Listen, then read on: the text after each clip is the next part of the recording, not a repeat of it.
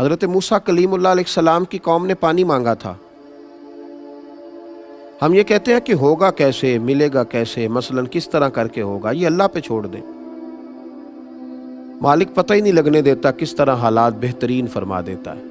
وہ کیسے کرے گا ہمیں خبر نہیں ہوتی، اور آپ نے زندگی میں، میں نے زندگی میں یہ تجربہ کیا ہوگا کہ نہیں پتہ چلتا حالات کیسے ٹھیک ہو جاتے ہیں. حضرت موسیٰ علیہ السلام کی قوم نے آ کے پانی مانگا تھا کہ پانی دیجیے. پانی چشموں سے ملتا ہے، پہاڑوں سے نہیں ملتا. آپ قرآن پاک کا پہلا سپارہ پڑھ کے دیکھیں، رب کریم نے فرمایا موسیٰ فن فجرت من حسنۃ عشرۃ عینا فقلنا اضرب بعصاک الحجر، آپ نہ پتھر پر اپنا عصا مارے. فن فجرت من حسنۃ عشرۃ عینا، فرمایا جب انہوں نے مارا پتھر پر، حالانکہ پتھر سے تھوڑی پانی نکلتا ہے، پانی تو چشموں سے نکلتا ہے، لیکن جب پتھر پر عصا مارا تو اللہ نے پتھر میں سے 12 چشمے جاری کر دیے. کیونکہ حضرت موسیٰ کا یقین مضبوط تھا. انہوں نے یہ نہیں کہا تھا کہ یا اللہ پتھر سے پانی کیسے نکلے گا، پانی تو چشموں سے نکلتا ہے، تو دریا کا پتہ بتا، تو جھیل کی خبر دے. اللہ نے کہہ دیا کہ پتھر پر عصا مارے تو پانی نکل آئے گا، تو جناب موسیٰ نے پتھر پر عصا مار دیا. انہوں نے مارا ایک عصا، ایک ضرب لگائی تو چشمے کتنے نکلے؟ 12. اس کا معنی یہ ہے کہ اپنے یقین کامل سے تو ایک چشمہ لینے جائے گا تو اللہ تجھے یقین کامل کی برکت سے 12 عطا فرمائے گا. اللہ 12 دے گا. شرط کیا ہے؟ یقین مضبوط ہو، ایمان مضبوط ہو. حضرت موسیٰ علیہ السلام جب فرعون کے جادوگروں کے مقابلے میں آئے تھے تو وہ تو بڑے بڑے اژدہے لے کے آئے تھے. آج بھی ہمیں کہا جاتا ہے نا کہ ایٹم بم سے مقابلہ کرنا ہے آپ نے بڑی تو آپ کو بڑی منصوبہ بندی کرنی پڑے گی. تو میرے بھائی وہ بڑے بڑے اژدہے لے کے آئے تھے، بڑا کچھ لے کر کے آئے تھے.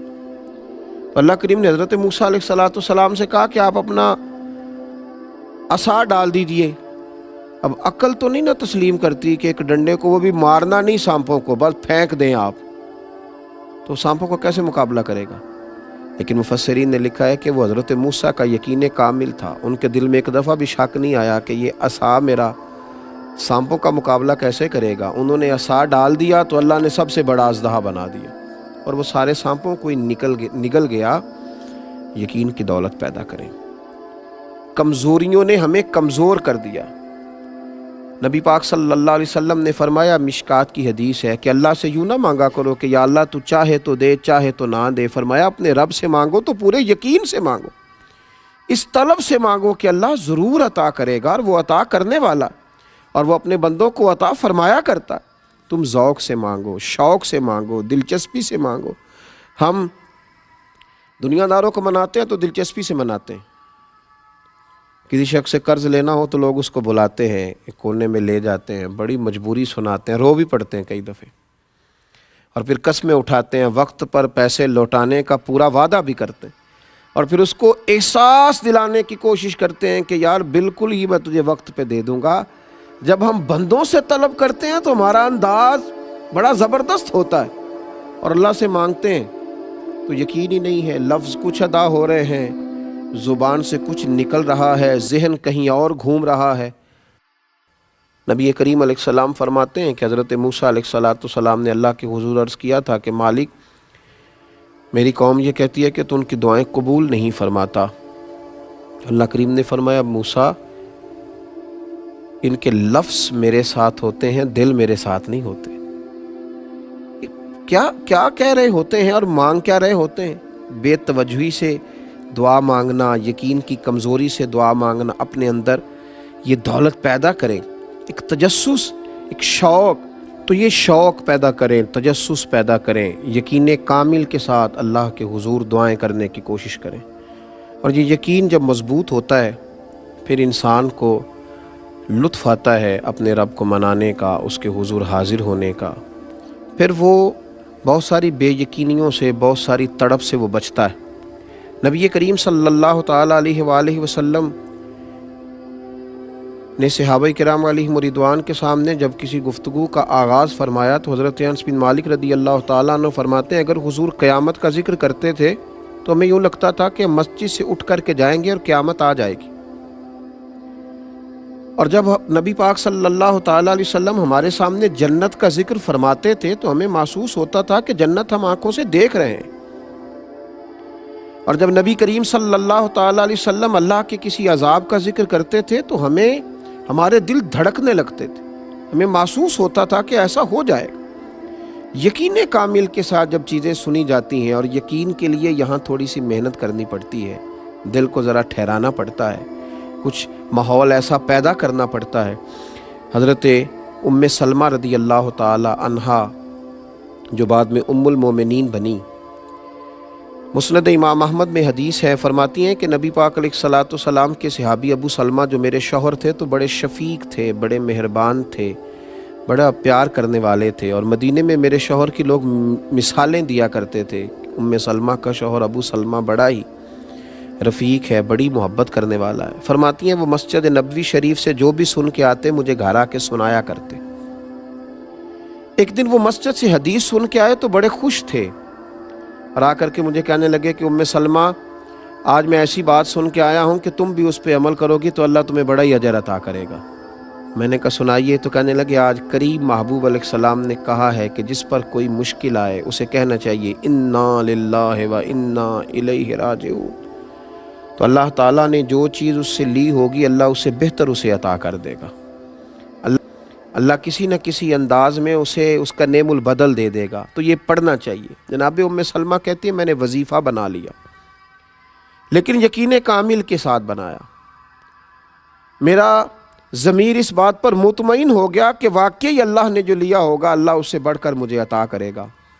آپ فرماتی ہیں وہ شوق، وہ ذوق، اس دلچسپی سے میں پڑھتی، اور میں نے اس کا ایک بار نہیں 20 بار تجربہ کیا کہ میں جب بھی اس کو پڑھتی تو میرا جتنا نقصان ہوا ہوتا اسے بہتر چیز اللہ مجھے عطا کر دیتا۔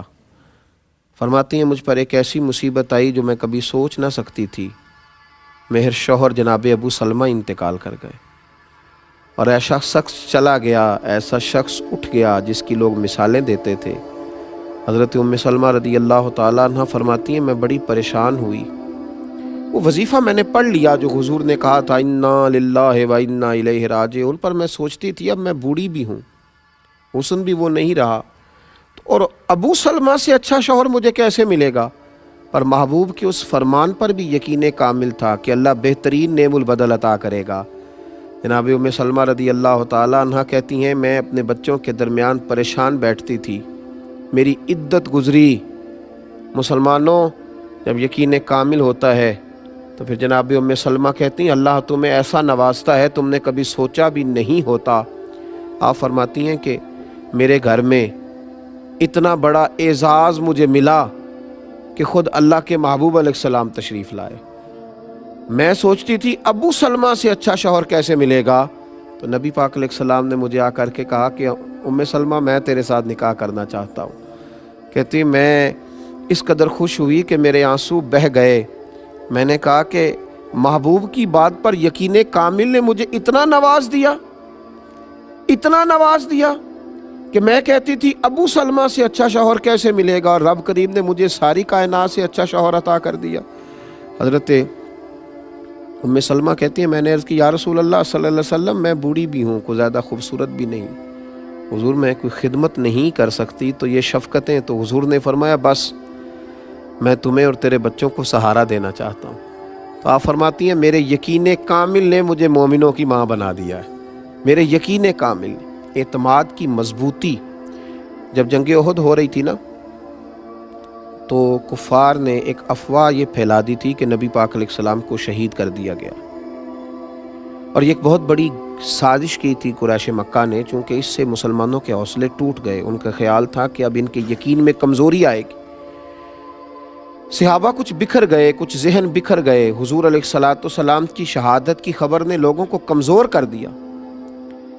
حضرت انس بن نضر رضی اللہ تعالیٰ عنہ جناب انس بن مالک کے چچا تھے، حضرت عمر فاروق سے ملے، احد کے میدان میں جنگ ہو رہی تھی، تو جناب عمر کہتے ہیں اس شخص نے اتنا یقین کامل والا فکرہ بولا کہ لوگوں کی سوچیں بدل گیا۔ کہنے لگے عمر حضور شہید ہو گئے؟